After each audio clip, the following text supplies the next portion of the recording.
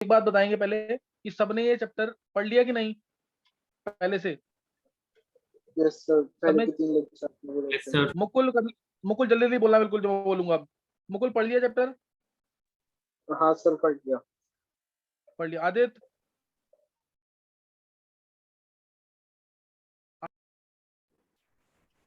Solution chapter. Solution क्या होता है सबको पता ही है। सॉल्यूशन क्या है? जैसे सोल्यूट प्लस सॉल्वेंट को मैंने मिक्स किया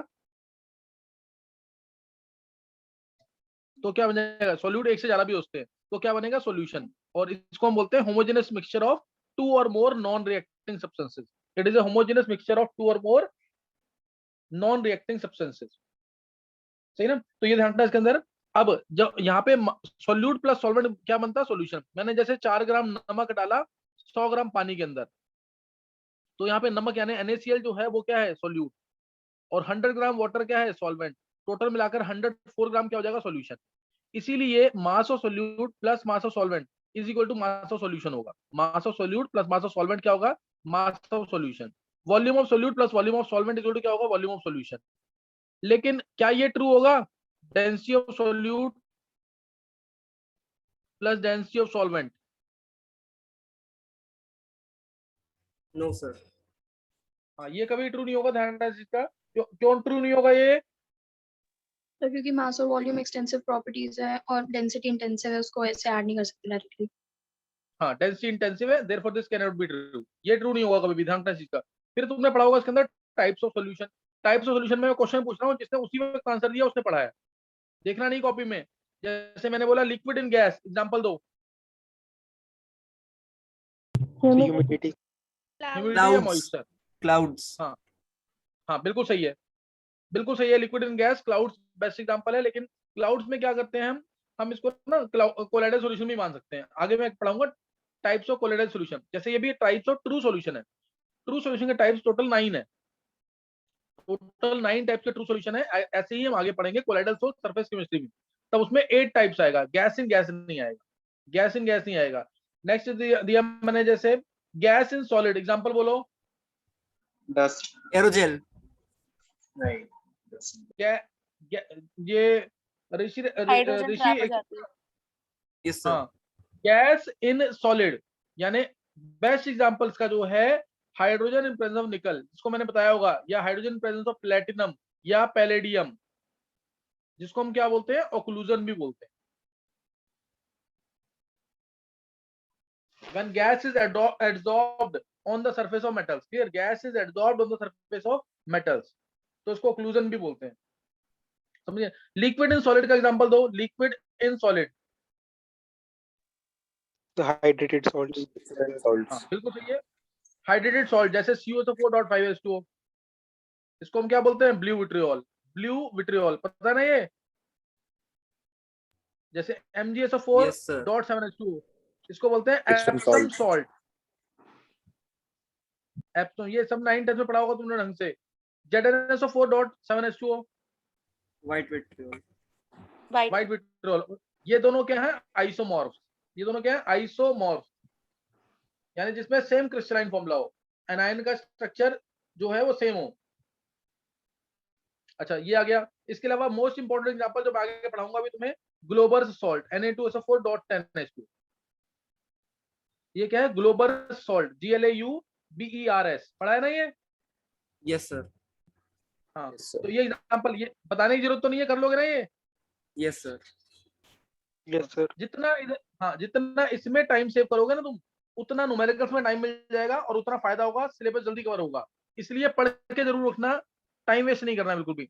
अब पढ़ा होगा तुमने various ways of representing concentration. ये सब ने 11th में पढ़ा हुआ है। जैसे मोलैरिटी, मैं नाम लिखूंगा सिर्फ, फॉर्मूला बोलूंगा। कॉपी में सबने लिखा होगा, कैपिटल M से डिनोट करते हैं। मोलैरिटी में नाम से ही आ रहा है, मोल्स, और AR से लीटर। मोल्स ऑफ सोल्यूट पर लीटर ऑफ सोल्यूशन, पता है ना? Number of moles of solution bye volume of solution आएगा इन लीटर, या volume of solution in ml into 1000। Number of moles कैसे निकालते हैं सबको पता है। जैसे 4 ग्राम NaOH है तो नंबर ऑफ मोल्स कितने होंगे? 4/40, given mass by molar mass. अच्छा, नेक्स्ट आ गया normality. Number of gram equivalents by volume of solution litres. इसमें solute number of moles same formula है बिल्कुल, बस यहाँ number of gram equivalents of solute आएगा। Divided by volume of solution in litre, सब कुछ सेम है, बस number of gram equivalent of solute है। कैपिटल एन से नोट करते हैं, कैपिटल एन से दोनों को डिवाइड करोगे और नंबर ऑफ ग्राम इक्विवेलेंट्स क्या होते हैं? इक्विवेलेंट मास पर मास पर given mass bye Given mass. mass by equivalent mass. Equivalent mass. दोनों को डिवाइड करोगे तो नॉर्मेलिटी बाय मोलरिटी क्या आ जाएगा? n factor molar mass bye N factor. Equivalent mass. और ये क्या होता है? N factor. एन फैक्टर सबने पढ़ा है एन फैक्टर कि नहीं? Yes, sir. Yes, sir. अच्छा, नॉर्मेलिटी आ गया यहाँ से मोलरिटी इनटू एन फैक्टर, और इक्विवेलेंट मास आ गया molar mass by n factor. ये पता होना चाहिए सबको, Yes, sir. है ना? इक्विवेलेंट मास क्या आ जाएगा? Molar mass by n factor, normality आएगा मोलरिटी इनटू एन फैक्टर। तो नॉर्मेलिटी और मोलरिटी का फॉर्मूला बता दिया यहाँ पे। एन फैक्टर क्या है बता तो दिया है, तुमने पढ़ रखा है सबने, फिर भी मैं एक बार दोबारा बताऊंगा इसको। नेक्स्ट टर्म है मोलरिटी, क्या है फॉर्मूला? स्मॉल एम से नोट करते हैं इसको। Number of moles of solute by mass number of of solvent moles kg. In 1 kg of solvent by mass of solvent in KG, kg. In KG कह लो या मास of solvent in grams करोगे तो into 1000 कर देना ऊपर। समझ आ गया कि नहीं है? Yes, sir. हाँ, कंसेप्ट दिमाग में रखना। फिर इसके बाद तुमने मोल फ्रैक्शन पढ़ा होगा। मान लो ए और बी दो कंपोनेंट है तो मिक्स किया, तो मोल फ्रैक्शन ऑफ ए क्या होगा? Number Na of by moles of Na A plus by NB. Number of moles of A plus number of moles of B. ऐसे ही एक्स बी क्या होगा? Number of moles of B NB by by number of Na moles of plus A NB. Plus number of, हाँ, दोनों को add करेंगे, x plus X B कितना आ जाएगा? 1 के equal. 1. Sum of mole fraction चाहे कितने भी टर्म्स हैं वो 1 के इक्वल होता है। X A plus X B plus X C till X N, वो भी 1 के इक्वल होगा। फिर नेक्स्ट पढ़ा होगा, ये पढ़ लिया, मास फ्रैक्शन पढ़ा होगा। ए और बी को मिक्स किया, मास फ्रैक्शन ऑफ ए क्या होगा? Mass of A by mass of A Mass of plus A mass by of A mass plus of B. A plus mass of B. और mass fraction of B भी निकल जाएगा। Percentage में मास क्या होगा? mass fraction into 100. हाँ, mass fraction into 100 कह लो, या मास of solute by mass of solution into 100, ये आ जाएगा मास फ्रैक्शन। पीपीएम क्या होगा? Mass fraction to 10 raised to power 6. Solute by solute. हाँ, पीपीएम मींस कि 10 की पावर 6 ग्राम में Parts कितना per solute million. है। पार्ट्स पर मिलियन, 10 के 6 ग्राम में कितना सोल्यूट है, यानी यही आएगा same, mass of solute by mass of solution into 10⁶। और पार्ट्स पर बिलियन होगा 10⁹, पार्ट्स पर ट्रिलियन होगा तो 10⁻12। कोई डाउट तो नहीं है इसमें किसी को? No, sir. नो सर सबने पढ़ा हुआ ना ये? अब ये सारी टर्म्स थी फॉर रिप्रेजेंटिंग कंसंट्रेशन। स्ट्रेंथ क्या होता है? स्ट्रेंथ 5.6 जनरली निकालते हैं ग्राम पर लीटर के अंदर, तो ये normality into equivalent weight, normality into equivalent weight is strength, और ये ग्राम पर लीटर में कैलकुलेट करते हैं। या सर एक बार molarity into पिछला molecular weight। स्लाइड लगा दो। एक मिनट बस, मोलरिटी इनटू मॉलिक्यूलर वेट, ये भी कहते हैं स्ट्रेंथ है। ग्राम पर लीटर में देखते हैं इसको, है ना? ग्राम पर लीटर में, हाँ देख लो,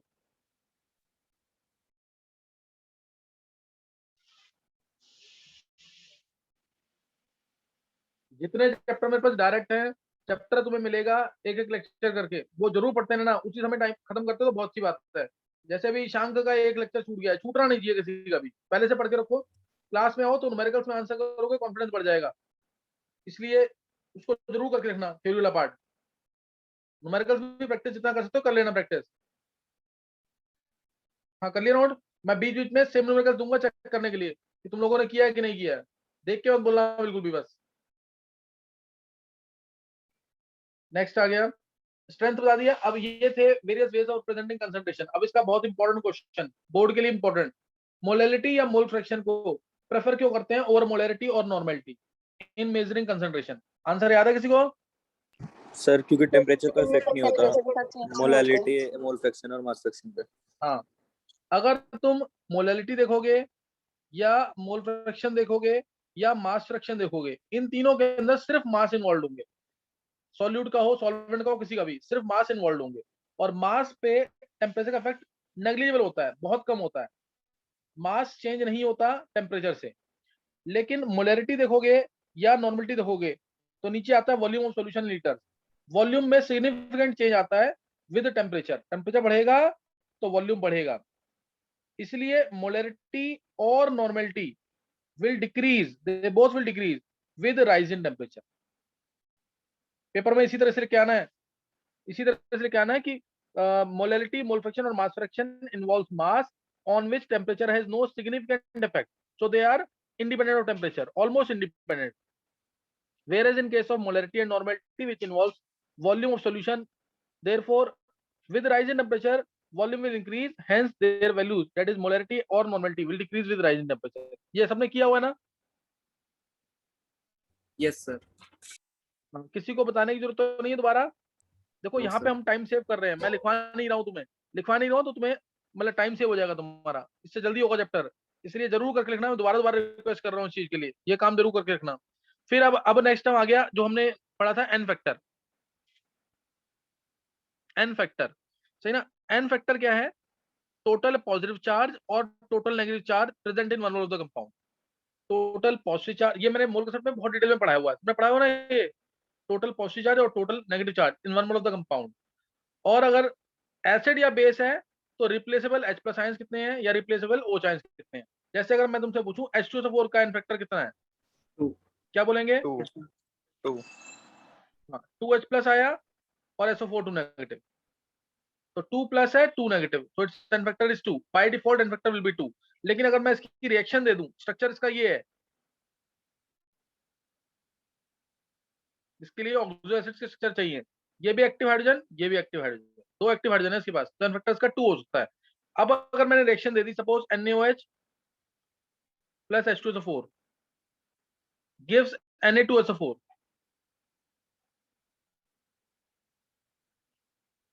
प्लस H2O, तो इधर एन फैक्टर कितना होगा इसका? H2SO4 का इक्विवेलेंट वेट क्या होगा? What will be the equivalent weight of H2SO4 in this reaction?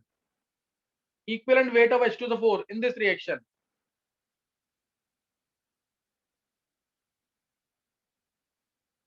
Forty-eight. 48 किसने बोला है? 48. 49. 48 नहीं है, 49 आएगा ना। विधि देखो ढंग से Yes sir, करो। 49. 98 इसका मास है, 98 इसका मास है, दोनों H हट के इसके Na आ गया है, यानी दोनों H इसके हट चुके हैं, तो एन फैक्टर इसका 2 होगा इस रिएक्शन में, तो 98/2 यानी 49 आएगा। विधि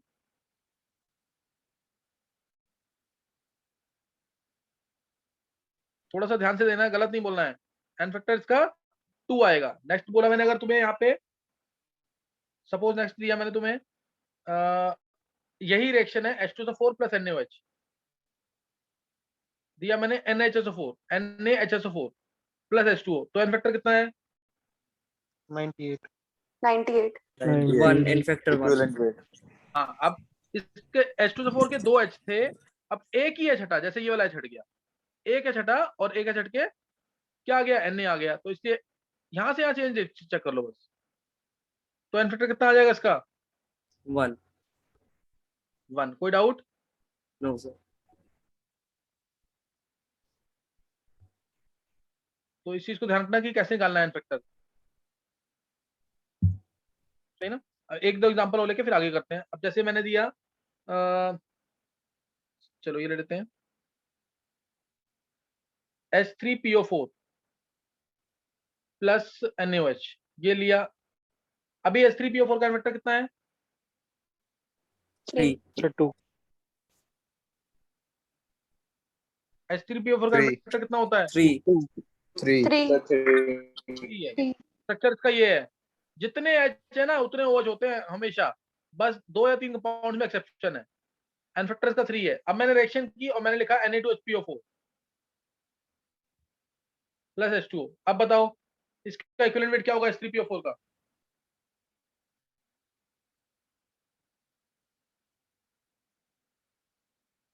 Sir, M/2. पूरा बोलना है, मास कितना आएगा इसका? 49. हाँ 49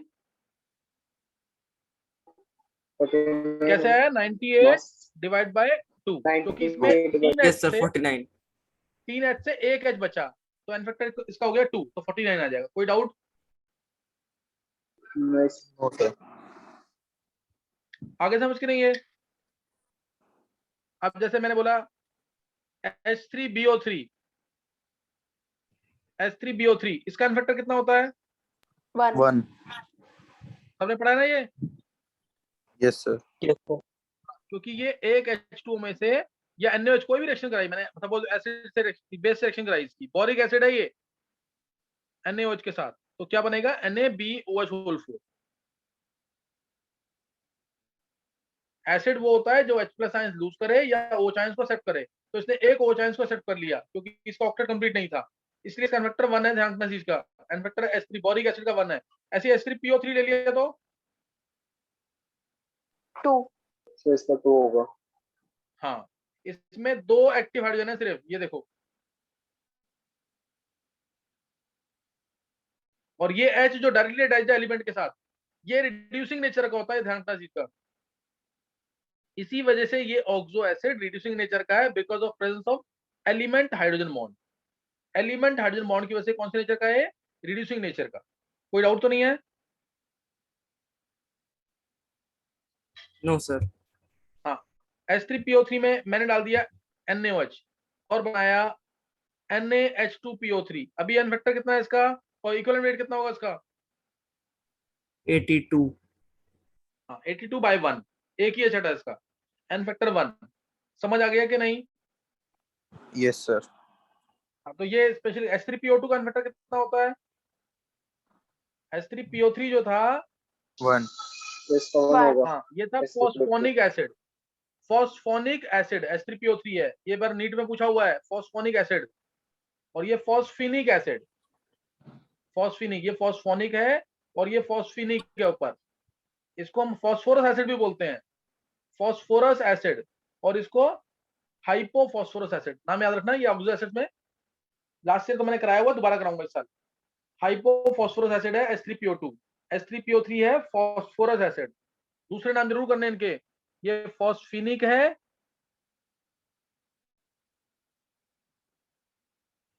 और ये फॉस्फोनिक। तो इस नाम से भी पूछ सकते हैं, नीट में पूछा हुआ है इसका स्ट्रक्चर। फॉस्फोनिक एसिड का क्या फॉर्मूला है? फॉस्फोनिक एसिड यानी H3PO3, फॉस्फिनिक यानी H3PO2। H3PO2 का इन्फेक्टर 1 है क्योंकि एक ही H है जो O से अटैच्ड है, इसका इन्फेक्टर 1 है। अच्छा, कौन सा रिड्यूसिंग ज्यादा होगा, फॉस्फिनिक की phosphonic? Which will be more reducing? Phosphinic. Phosphinic. हाँ, फॉस्फिनिक में Phosphinic. दो हाइड्रोजन है जो एलिमेंट से अटैच्ड है, इसलिए इट इज मोर रिड्यूसिंग। जब भी एलिमेंट के साथ H आएगा तो रिड्यूसिंग नेचर होता है उसका उस ऑक्सो एसिड का रिड्यूसिंग नेचर होगा। अब मैंने पूछा बेरियम फॉस्फेट, इसका इन्फेक्टर कितना है?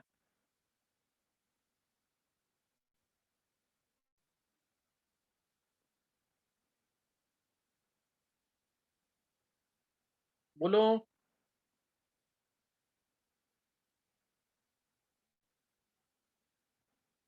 बेरियम फॉस्फेट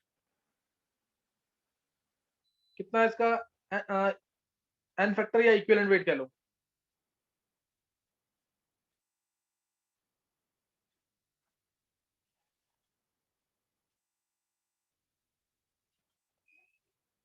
बोलो, कोई आंसर बोलो इसका जल्दी।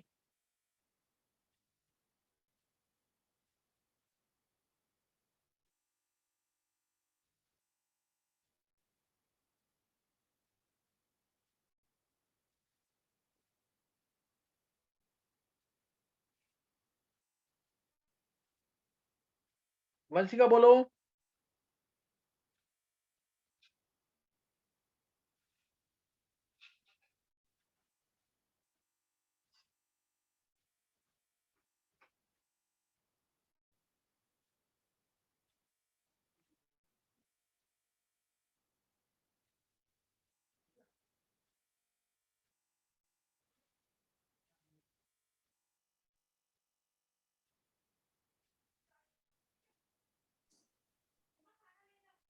सर 2। एन फैक्टर 2, क्या नहीं, किसने बोला Yes ये? sir, 2. नहीं, तुम लोगों को पता, फिर तो तुम Sir, लोगों ने पढ़ाई नहीं 3. इसका मतलब कुछ भी। 3 sir. किसने बोला 3? 3 किसने बोला है? Vanchika. Sir and factor Vanshika. 1. 1 किसने बोला है?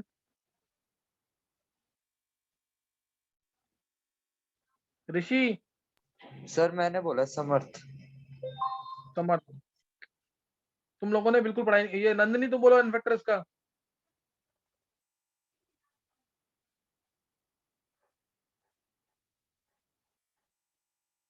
नंदिनी,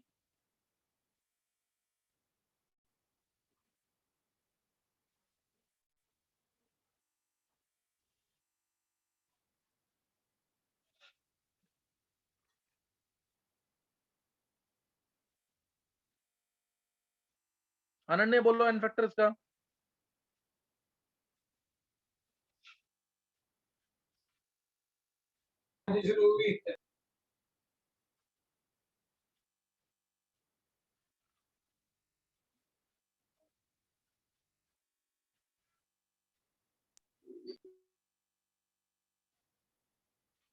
अनन्य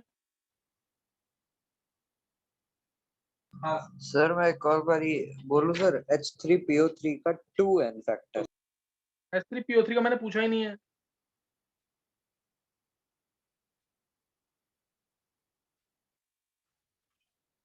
अनन्य yes sir. N factor sir बोलो उसका मेरा जल्दी। गलत आया है। क्या है बोलो।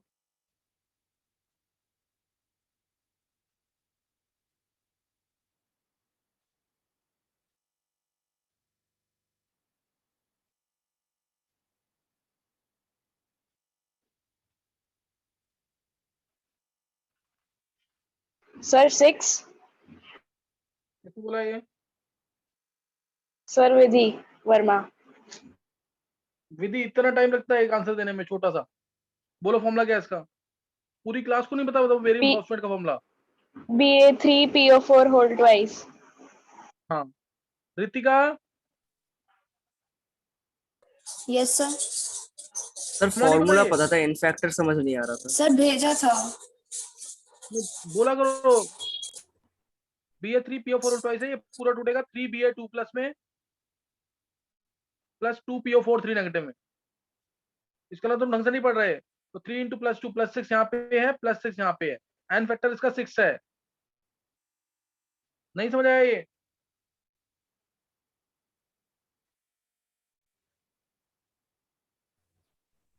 देखो समझ आ गया कि नहीं? अनन्य क्या कैसे पढ़ रहे हो तुम? इतना छोटा, मतलब 9 10 का क्वेश्चन है, वो तुम नहीं निकाल पा रहे। टोटल पॉजिटिव चार्ज या टोटल नेगेटिव चार्ज, ये एन फैक्टर है।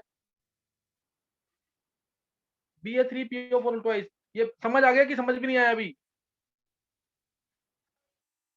आ गया सर।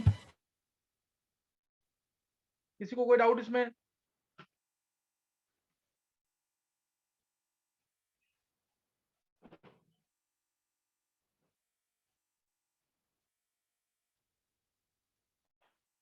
चलो अब अगर समझ आ गया तो इसमें निकालो जरा। मान लो अगर मैंने इसमें दे दिया ये है 0.1 मोलर, तो इसकी भी नॉर्मेलिटी निकालो और इसके आयंस की भी नॉर्मेलिटी निकालो फास्ट।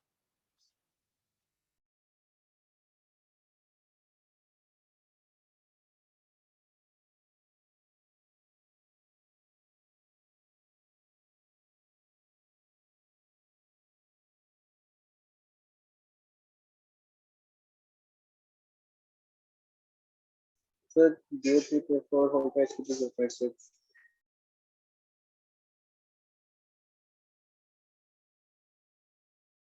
बोल मुकुल। Sir, 0.6. Normality निकालने की। नहीं मैंने कहा इसकी नॉर्मेलिटी सुन लो एक बार क्वेश्चन दोबारा। इसकी नॉर्मेलिटी निकालनी है, इसके आयंस की भी नॉर्मेलिटी मोलरिटी निकालनी है, और इक्विवेलेंट वेट भी निकालना है इसका।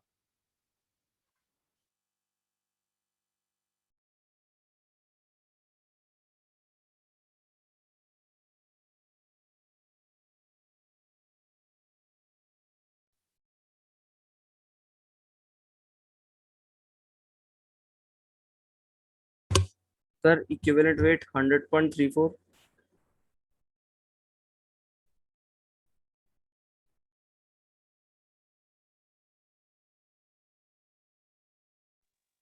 किसने बोला आंसर? सर ऋषि। ऋषि पहले तो एक बात सुन, सारे आंसर तुमने निकाल लिए क्या? नहीं सर। जब तक सारे ना निकले फिर क्यों बोल रहा है आंसर? सारे आंसर निकालना, एक आंसर निकाल के खत्म हो गया। 7 क्वेश्चन दिए इसमें। बेरियम का मास होता है 137।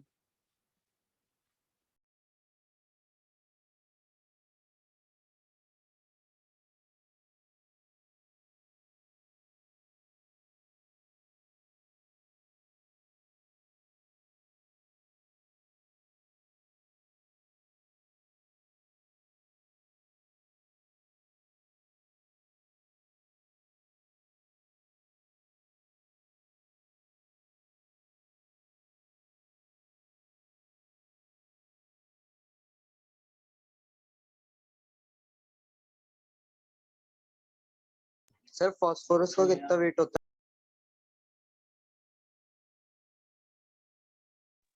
फॉस्फोरस का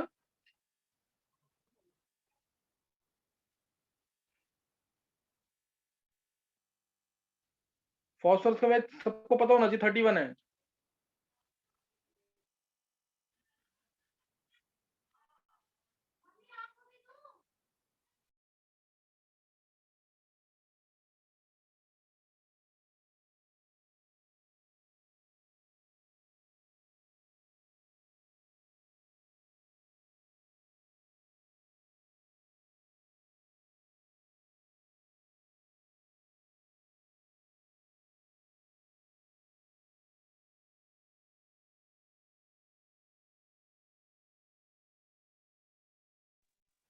चलो निकाल लिया सबने आंसर कि नहीं?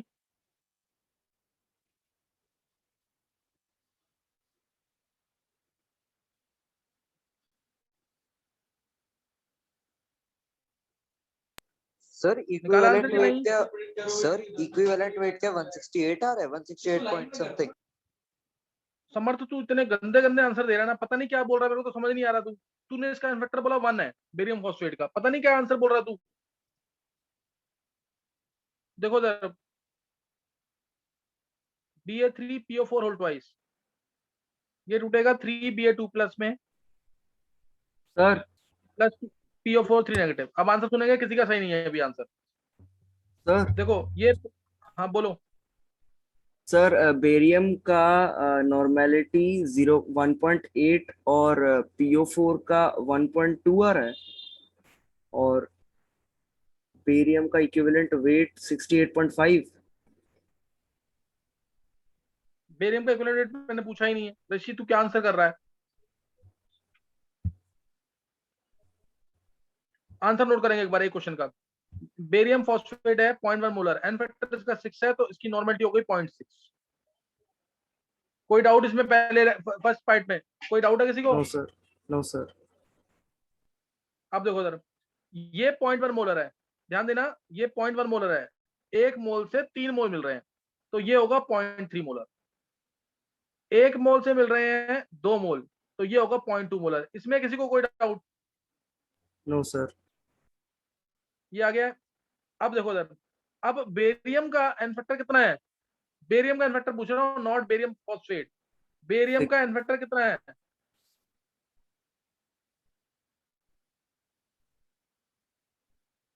बेरियम का एन फैक्टर बोलो।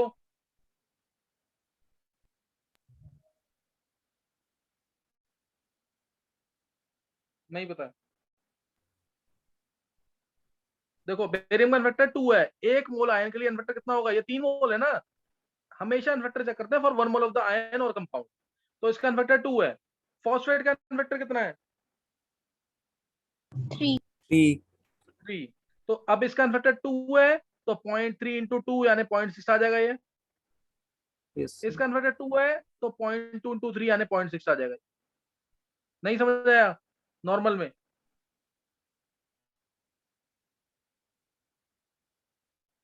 देखो समझ आया कि नहीं ये?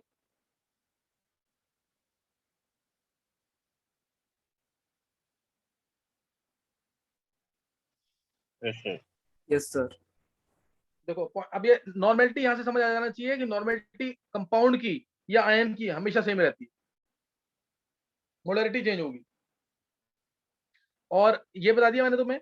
दूसरा, अब इक्विवेलेंट वेट पूछा था, इसका मॉलिक्यूलर वेट कैलकुलेट कर लोगे, वो आएगा 601, बेरियम का 137, फॉस्फेट का पूरे का 95, फॉस्फेट का PO4 का 95। 100.34 आ रहा था सर इसका। वो सही है, वो छोड़ो, वो सही है, वो सबने निकाल लिया होगा। ये आएगा 100.33 या 434, एक ही बात है। समझ आया क्वेश्चन नहीं पूरा ये? Yes sir. निकल ही नहीं रहा पूरी तुमने पढ़ाई नहीं है, क्वेश्चन थे सारे उसमें। नेक्स्ट नोट करेंगे एक, चलो खुद निकालो जल्दी से। अब नेक्स्ट लेना क्वेश्चन से,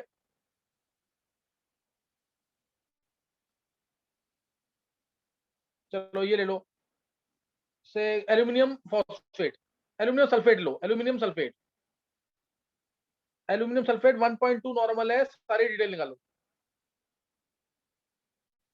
इसका इक्विवेलेंट वेट, इसका नॉर्मेलिटी, मोलरिटी सब निकालो। एल्यूमिनियम सल्फेट है 1.2 नॉर्मल, जल्दी से निकालो।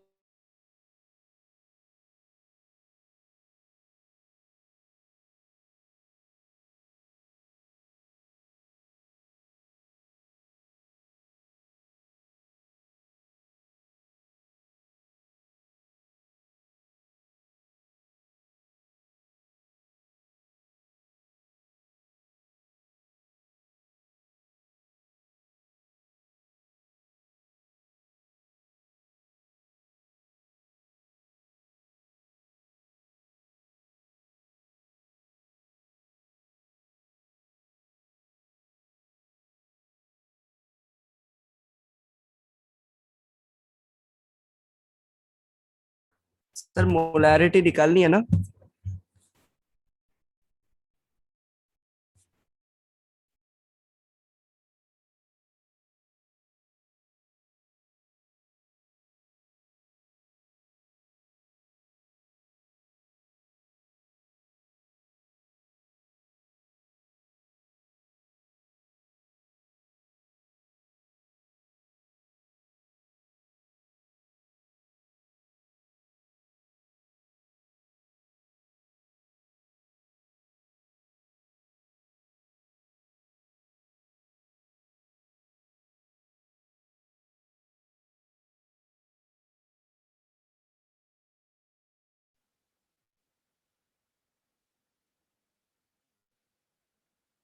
चलो देखो, निकाल लिया सबने ये। Yes, sir. एल्यूमिनियम सल्फेट है Al2SO4 whole thrice, 2Al3 plus 3SO4 2 negative, क्या आएगा?